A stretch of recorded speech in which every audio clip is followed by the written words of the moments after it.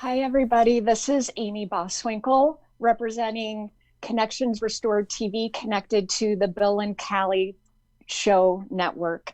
Today, I am so incredibly excited to talk with you guys around episode 3, which is how to deal with trauma and crisis in the energy body, and some tools that you guys can use to deal with this occurrence if you find yourself here. And why I personally feel this piece of information is so incredibly relevant to what is going on in the world. So for those of you catching the replay in the future, the time period that we are going through right now is the pandemic of the COVID-19 flu. And there are a lot of things going on in the world, such as other people getting sick. There's a lot of illness. There are people and businesses who are not working right now. There are families who are struggling to pay their bills.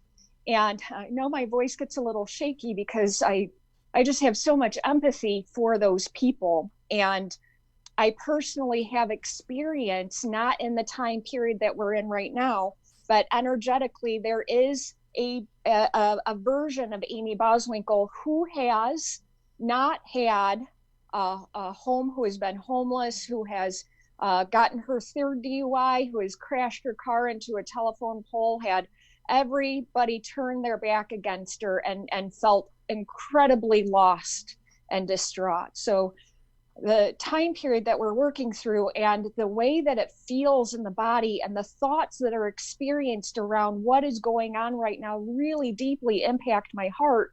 And as I express to you all every single week, I have lots of conversations with many of you dealing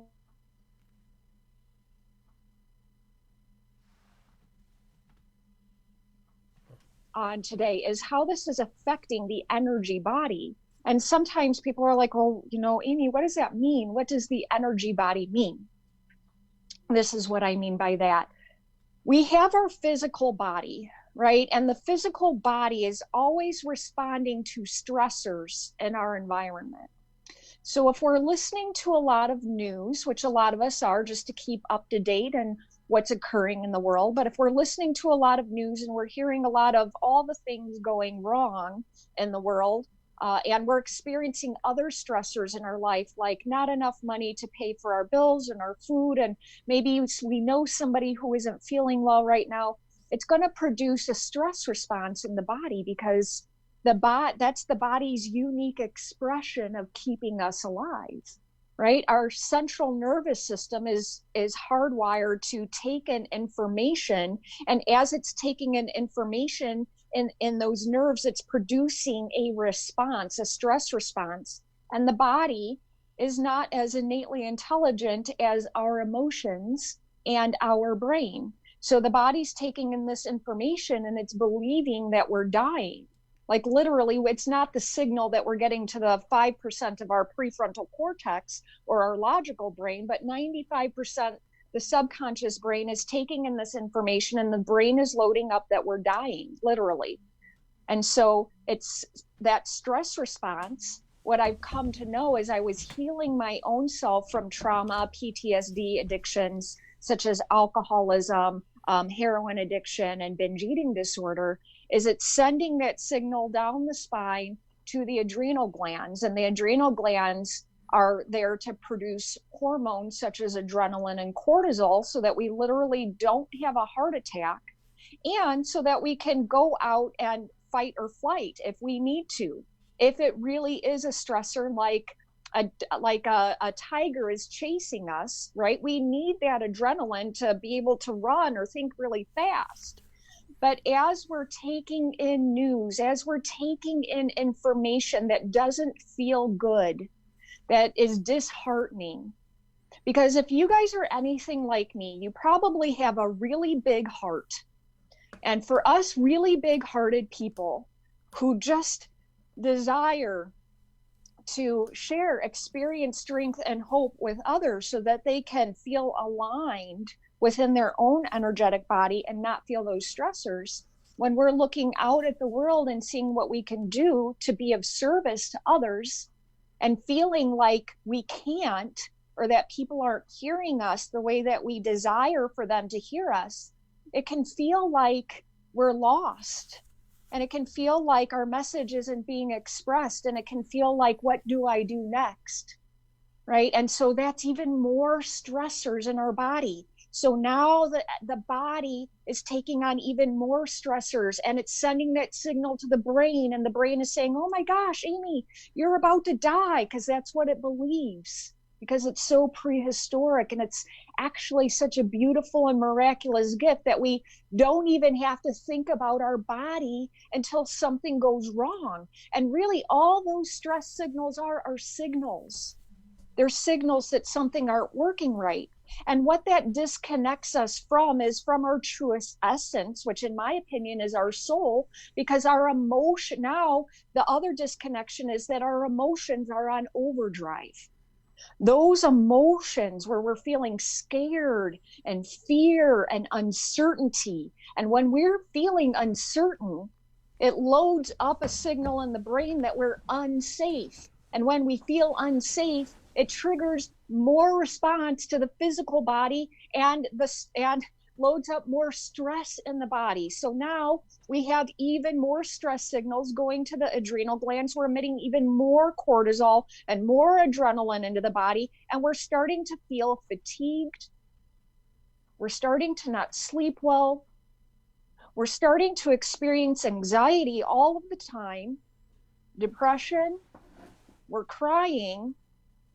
We've turned on the survival mode inside of our body, because remember, friends, what I just said is that the body is so miraculous that it can disconnect from the emotions and your thoughts and do everything in its power to keep you alive, and you don't even have to think about it.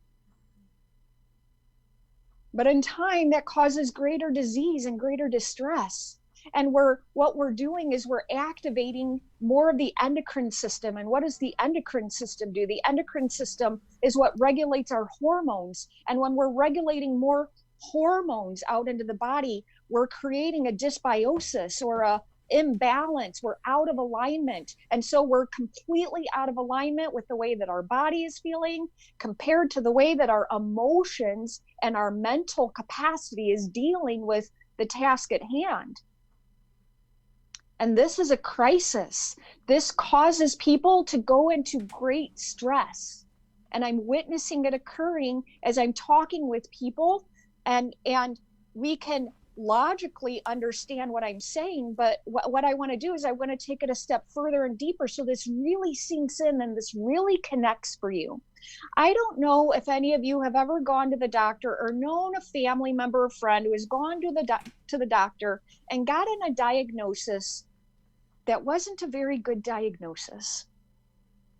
And what do we immediately do when we get a diagnosis, or a family member or someone we love gets a diagnosis? What do we immediately do? We go into fear. And no matter what we do, we can start to think, well, I know I need to think a positive thought. I know that I need to get myself out of this. I know. We all know. But that doesn't mean we understand and can get ourselves out of those spaces, right? So what a lot of people are currently going through is they're stuck in this space of witnessing all that's going wrong in the life, and it's creating and recreating fear space. And we know that we need to get ourselves out of it, but when we're there, as much as we try to think our way out of it in a positive light, because many of us have been told that our thoughts can create a new reality, but then we're stuck because the body is in a completely different space doing its miraculous job to keep us alive. And there's a complete and total disconnect. And people can get stuck here for a really long time. I've seen it happen. It's happened to me. And whenever we are experiencing, those of us who have experienced great trauma where we have PTSD, like myself, because of experiences that I have walked through in my childhood and my young adult and my adult life, is that when these feelings get triggered or pushed or elicited that the body and the brain and the signals is going to send us back in our timeline to that space, because there's 95% of our brain, the subconscious brain, that doesn't understand time. Time is non-linear to a really large part of our brain. And so our body is going to react the way that we did to that initial stressor 5 years ago, 10 years ago, 15 years ago, 20 years ago. It's a pattern. It's a pattern. It's a pattern that we have to become conscious of our unconscious thoughts. And that sounds easier than what it is. And it's a little hard to be able to do this at first, but with practice, it becomes much, much easier. And I can only share that and express that because I've been practicing rewiring and repatterning the way that I see life and things going wrong in my life for a number of years. And I'm able to catch those patterns rather quickly anymore. Now, I'm not saying that I don't get caught up in them periodically, but I just have gained tools by creating a consistent and dedicated practice to becoming conscious of my unconscious thoughts. And then when I can do that, then I can gain greater control over my body, and I can reconnect the energetic body, because when the body is eliciting stress signals and it's turning on the endocrine system, and we're pouring out a whole lot of hormones into the body, which is affecting our chakras. And I talk about energy and energy bodies because as I was learning to heal myself, what helped me was studying energy medicine and medical intuition and coupling that with alternative medicine. And a whole bunch of sparks and connections got made for me of missing pieces and missing links. Whenever conventional medicine wasn't helping me overcome my alcoholism, my heroin addiction, and my binge eating disorder, right? So I talk about these energy centers frequently because this is the experience, strength, and hope that I walk through to gain under a greater understanding rather than a logical explanation. So when those hormones are being emitted from the endocrine system, they're correlated with the chakras in the body, which are energy centers. And as those energy centers are in dysbiosis or out of alignment, might be an easier word, then our body becomes separated from our mind and our emotions. And we're only living in survival mode. And when we're only living in survival mode, we're over here over addictively thinking about everything going wrong in our life. It isn't something to judge yourself for, friends. I want to make you aware of that. There's nothing wrong with you. It's called survival mode for a reason, because your body believes that you are going to die. So how do we walk ourselves through this? How can we do this when we are disconnected in this space, and the brain, right, and the thoughts and the emotions are over here and they're on overdrive, and no matter what another person says to us in our life, it's going to be okay. We've made it through these sorts of things before. Let's watch a funny movie. Let's do these things. That person who's stuck in that space, they may logically understand what you're trying to say, but they cannot find their way nor fight their way through that current reality for them. Because what's going on is that the beta brain waves inside of their brain have gone into that third level, that heightened level, that space of, oh my gosh, you're about to die. And all we can do is fight for a way to find the solution, which is the way out of the problem. We're swimming. And it's such a heightened space that it energetically, it takes, right? Because now it's affecting the adrenal glands, which is part of our human body. And all of that adrenaline and all of that cortisol is being poured out into your bloodstream so that you literally don't have a heart attack. And you start to feel exhausted, especially if it's between 2 and 4 p.m. in the afternoon and you feel like you could just crash or you want to take a nap. or you want that extra cup of coffee or jolt or whatever. I don't drink caffeine, a little bit of green tea in the morning, right? But people gravitate towards caffeine because they need that jolt. And really what's happening is that the energy, the endocrine system, there's too many hormones being emitted into the body.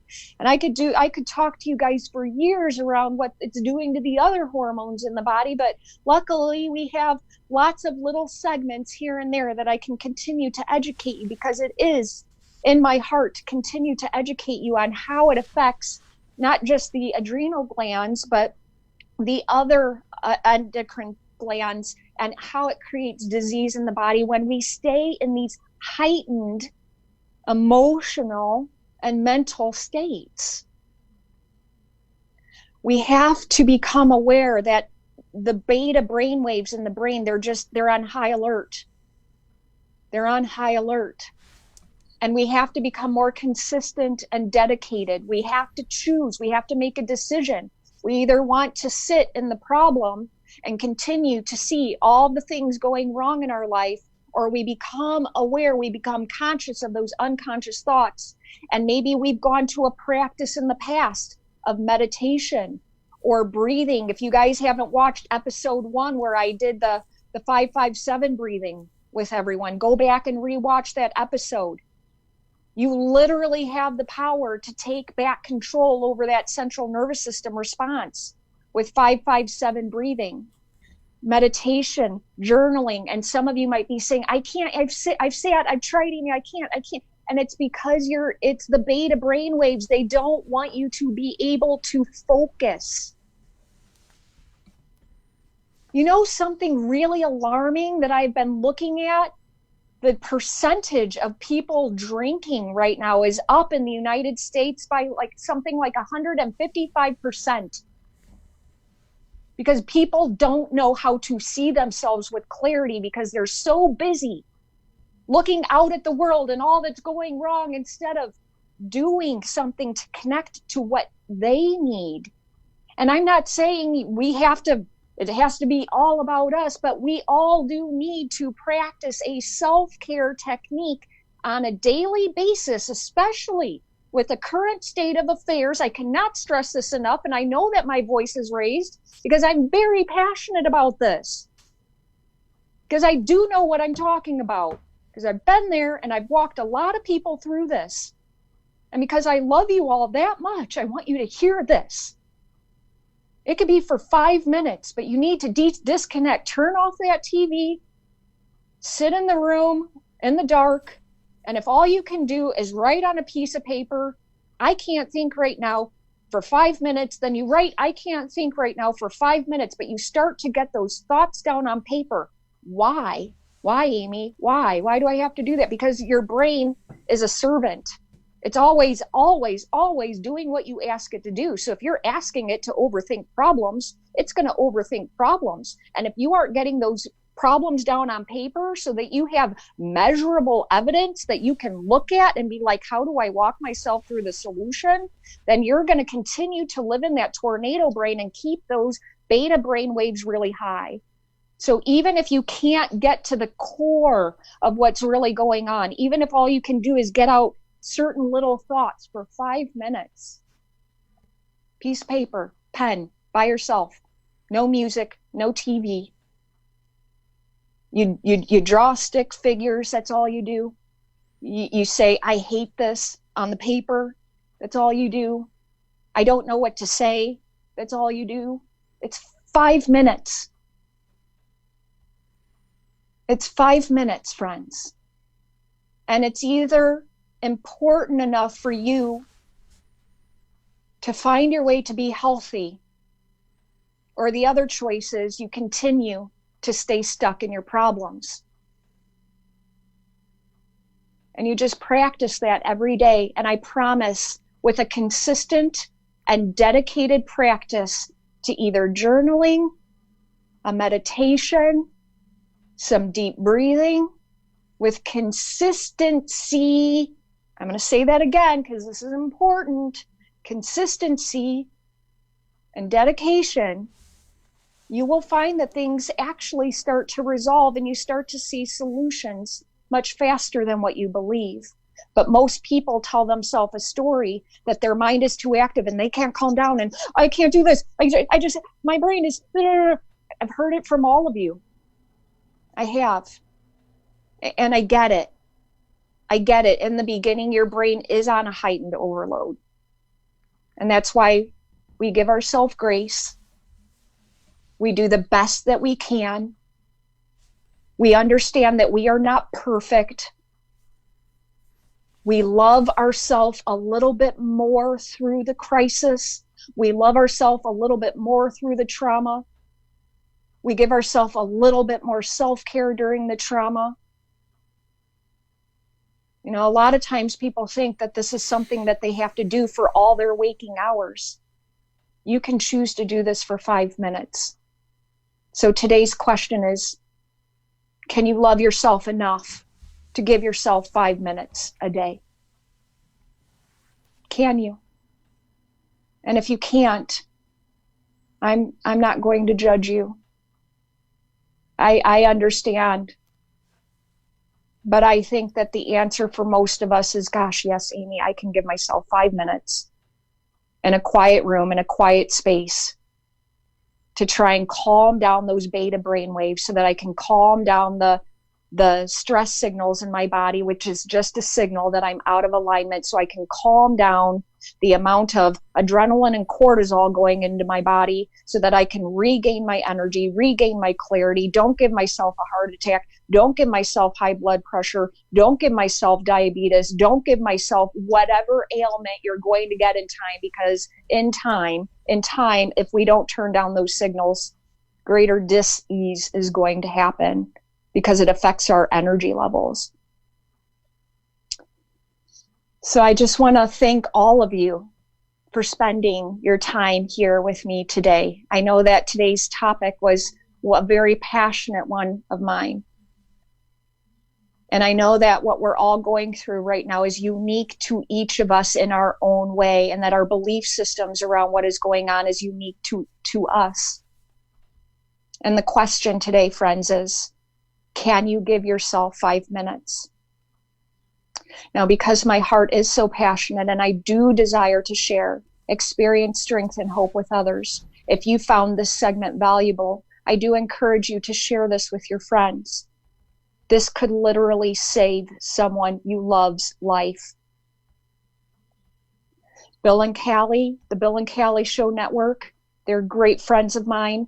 They provide segments of people who share their music. They had a daily llama takeover to get our minds off of what's going on. I highly encourage you like and follow their page. They're amazing people with big hearts supporting Lake and Porter counties, and we're growing. Our audience is growing, so thank you. Please feel free to share Bill and Callie. Like I said, they're very dear friends of mine. They support my little cousin Addison and another young man, Ryan, and projects that they do to go out and service their communities, to help nurses, to help homeless people with food. They're here servicing Habitat for Humanity and St. Jude House so that people have food, shelter, and clothing, just so that we can continue to share these messages of experience, strength, and hope with others, to lift up someone's day and to provide them information and resources, valuable resources. So thank you so much for your time today, friends. Please know, as I always tell you, you are worthy. I know that times are hard. You're absolutely amazing. There is a person out in the world. If you feel like nobody loves you, there is a person out in the world that maybe you have never met, and that person is me. And I love you very much. And if you are suffering in any way and just need someone to talk to, please feel free to reach out to me. You can connect with me here on Facebook on my personal page at Amiee Boswinkle, or on my business page, Connections Restored. Thank you so much again, friends, for your time, and I love you. And we'll see you next Wednesday at 12 p.m. Central Standard Time for episode 4.